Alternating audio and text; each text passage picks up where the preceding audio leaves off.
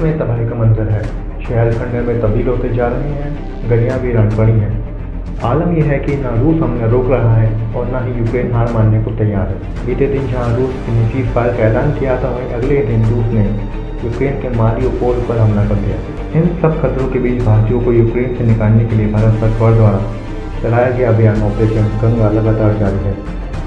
Ukraine से 154 भारतीय नागरिकों को लेकर एक विशेष उड़ान आज सुबह स्लोवाकिया से दिल्ली पहुंची। ऑपरेशन गंगा के तहत सभी छात्रों और नागरिकों को युद्ध के बीच यूक्रेन से अपने वतन लाया जा रहा है। वहीं यूक्रेन से 183 भारतीय नागरिकों को लेकर एक विशेष उड़ान हंगरी से दिल्ली पहुंची। दिल्ली के साथ साथ मुंबई में भी भारतीय अभिभावकों की उम्मीदों से बड़े विमान उनके बच्चों को लेकर भारत लौट रहे हैं। यूक्रेन से 182 भारतीय नागरिकों को लेकर एक विशेष विमान रोमानिया से, तो वहीं एयर इंडिया का एक विशेष विमान कुवैत के रास्ते 185 भारतीयों को लेकर मुंबई लैंड किया, जिसके बाद अभिभावकों के साथ साथ वहां मौजूद क्रू और प्रशासन ने भी राहत की सांस ली। वहीं यूक्रेन और रूस के बीच चल रहे युद्ध के बीच अभी भी हजारों भारतीय यूक्रेन में फंसे हैं। इसे निकालने के लिए भारत का ऑपरेशन चालू है। केंद्रीय मंत्री हरदीप सिंह पुरी ने मीडिया को बताया कि 1320 छात्रों को आज बुडापेस्ट से निकाला जाएगा। दिल्ली जाने वाली 4 उड़ानें पहले ही उड़ान भर चुकी हैं। दूसरी ओर केंद्र सरकार ने दावा किया है कि यूक्रेन के पड़ोसी देशों के जरिए अभी तक 13,000 भारतीयों को वहां से निकाला जा चुका है। रविवार को 11 उड़ानों के जरिए 2,200 से अधिक भारतीय स्वदेश लौटेंगे। केंद्र सरकार के मुताबिक अब तक 83 उड़ानों में 13,300 से ज़्यादा भारतीयों की स्वदेश वापसी हो चुकी है।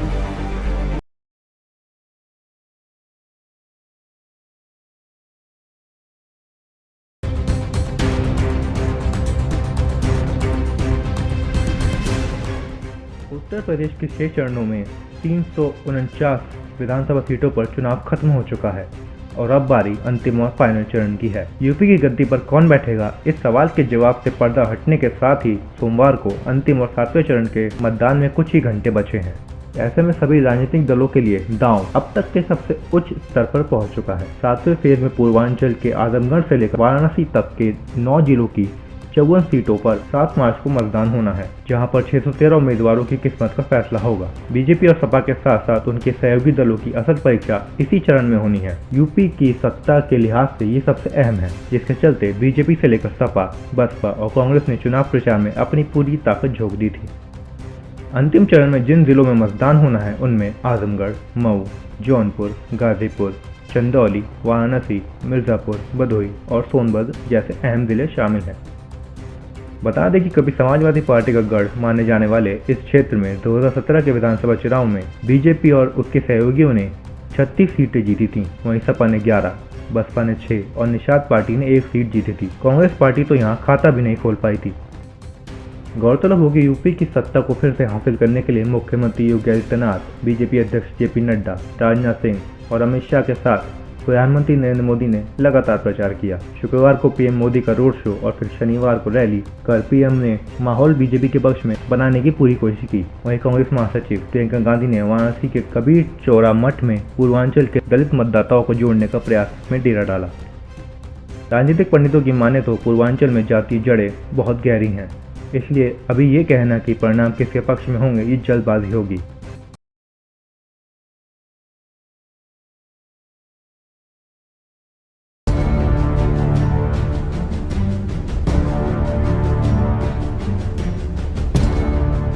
पुणे के लोगों के लिए आज का दिन बेहद खास रहा। रविवार को उन्हें मेट्रो का तोहफा मिल गया। प्रधानमंत्री नरेंद्र मोदी ने पुणे में मेट्रो रेल प्रोजेक्ट का उद्घाटन कर दिया। इस परियोजना की आधारशिला 24 दिसंबर 2016 को प्रधानमंत्री मोदी ने खुद रखी थी। प्रधानमंत्री ने 32 किलोमीटर पुणे मेट्रो रेल परियोजना के 12 किलोमीटर खंड का उद्घाटन किया। पूरी परियोजना 11,400 करोड़ रुपए से ज्यादा लागत की बनाई जा रही है। मेट्रो रेल प्रोजेक्ट का उद्घाटन करने के बाद प्रधानमंत्री गरवारे मेट्रो स्टेशन पर प्रदर्शनी का उद्घाटन करने पहुंचे। यहां से उन्होंने आनंदम नगर मेट्रो स्टेशन तक मेट्रो की सवारी भी की। इस दौरान मेट्रो में उनके साथ कुछ बच्चे भी रहे, जिनसे पीएम मोदी ने यात्रा के दौरान बातचीत भी की। इससे पहले पीएम मोदी ने पुणे नगर निगम कैंपस में छत्रपति शिवाजी महाराज की प्रतिमा का अनावरण भी किया। यह मूर्ति 1850 किलोग्राम गन मेटल से बनी है और लगभग 9.5 फीट ऊंची है।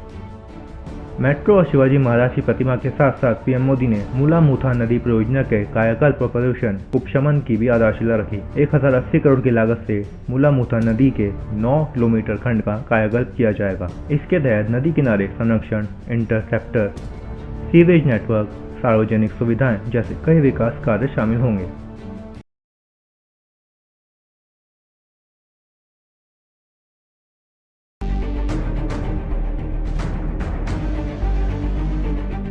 उत्तर प्रदेश 2022 विधानसभा चुनाव में अब बारी फाइनल यानी कि 7वें चरण की है, जिसको लेकर मतदान जारी है। 7वें फेज में पूर्वांचल के 9 जिलों की 54 विधानसभा सीटों पर वोटिंग हो रही है, जहां पर 613 उम्मीदवारों के भाग्य का फैसला होना है। सूबे की सत्ता के लिहाज से ये चरण सबसे अहम है। ऐसे में बीजेपी के सामने अपने सियासी वर्चस्व को बचाए रखने की चिंता है, तो सपा और बसपा को अपने पुराने गढ़ में ताकत दिखाने का मौका।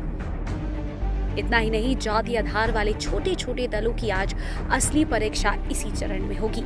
दिलचस्प बात यह है कि पीएम मोदी के लोकसभा क्षेत्र वाराणसी और सपा प्रमुख अखिलेश यादव के आजमगढ़ संसदीय सीट पर मतदान होना है, तो अपना दल की अध्यक्ष अनुप्रिया पटेल के मिर्जापुर में मतदान होने हैं। जेल में बंद बाहुबली मुख्तार अंसारी के बेटे अब्बास अंसारी और भारतीय सुहेलदेव समाज पार्टी के अध्यक्ष ओम प्रकाश राजभर जैसे नेताओं की किस्मत का भी फैसला इसी चरण में होगा। लोकतंत्र के इस पर्व के मौके पर प्रधानमंत्री मोदी के साथ बीजेपी के अन्य दिग्गजों ने मतदाताओं से मतदान की अपील की है। पीएम मोदी ने ट्विटर पर लिखा, उत्तर प्रदेश में आज लोकतंत्र के महायज्ञ की पूर्ण आहुति का दिन है। सभी मतदाताओं से मेरा आग्रह है कि वे विधानसभा चुनाव के 7वें और आखिरी चरण के मतदान में पूरे जोश खरोश से भाग लें और वोटिंग का नया रिकॉर्ड बनाएं। वहीं उत्तर प्रदेश के मुख्यमंत्री योगी ने भी ट्वीट कर लोगों से मतदान करने की अपील की। उन्होंने ट्वीट कर लिखा कि उत्तर प्रदेश विधानसभा चुनाव का आज अंतिम चरण है। सभी सम्मानित मतदातागण राष्ट्रवाद, विकास और सुशासन की विजय के लिए मतदान अवश्य करें। आपका एक वोट माफियावादियों, दंगावादियों और घोर परिवारवादियों से आपके प्रदेश को बचाएगा। आपको बता दें कि कभी समाजवादी पार्टी का गढ़ माने जाने वाले क्षेत्र में 2017 के विधानसभा चुनाव में इन 54 सीटों में से बीजेपी और उसके सहयोगियों ने 36 सीटें जीती थी। वहीं सपा ने 11 सीटें, बसपा ने 6 सीटें और निषाद पार्टी ने 1 सीट जीती थी। कांग्रेस तो यहाँ खाता भी नहीं खोल सकी थी।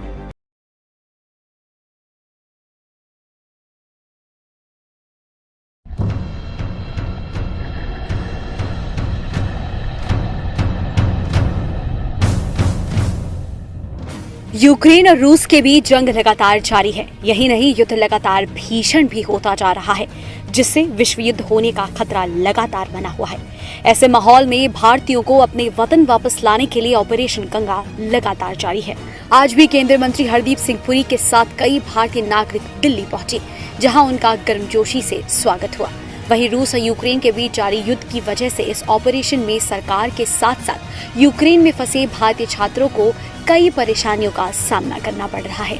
वहां बसे भारतीय किसी तरह अपनी जान बचाने के लिए संघर्ष कर रहे हैं। इसी बीच वहां रहने वाले एक भारतीय हरजोत सिंह ने भी मुसीबतों का सामना करते हुए अपनी जान बचाई।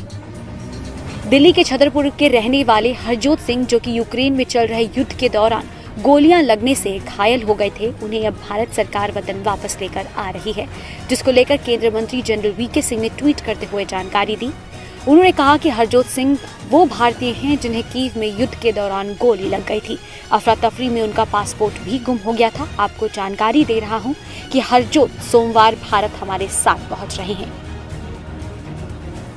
बता दें कि 27 फरवरी के दिन कीव में हरजोत को 4 गोलियां लगी थीं, जिसके बाद उन्हें कीव सिटी हॉस्पिटल में भर्ती कराया गया था, जहां पर उनका इलाज चला।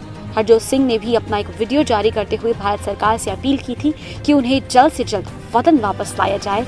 वो अपने परिवार के पास आना चाहते हैं, उनके साथ रहना चाहते हैं, जिसके बाद आखिरकार उन्हें सोमवार को वतन वापस लाया जा रहा है।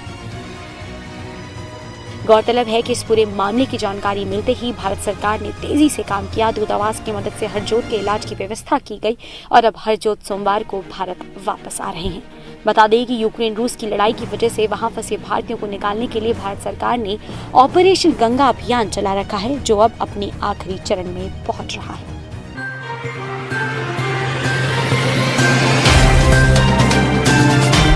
Subscribe now and press the bell icon. Never miss an update.